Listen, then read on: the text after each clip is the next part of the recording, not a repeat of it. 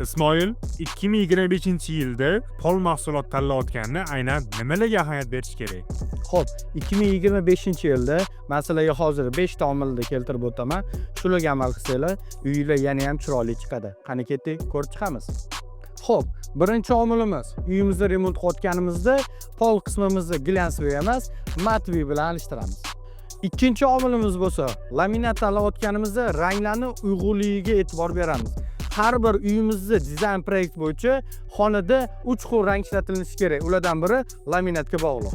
Xo'p, uchinchi omilga to'xtaymiz. Uchinchi omilimiz 2025-yilda ingichka planka yoki shiroki planka. Qaysi birini tanlaymiz? Bu yerda biz albatta ingichka plankani maslahat beramiz. Xo'p, to'rtinchi omilimizga to'xtaymiz. Bu albatta qanaqa faska ishlatsam yaxshiroq. Biz bu yerda mikrofaska deb javob beramiz. Beshinchi omilimiz va eng muhimi, men uchun ham, sizlar uchun ham bu mahsulotimizni ekologik toza bo'lishi, tepul pol yoqqanimizda har xil hid chiqmasligi va allergik kasalliklarini qo'zg'amasligi.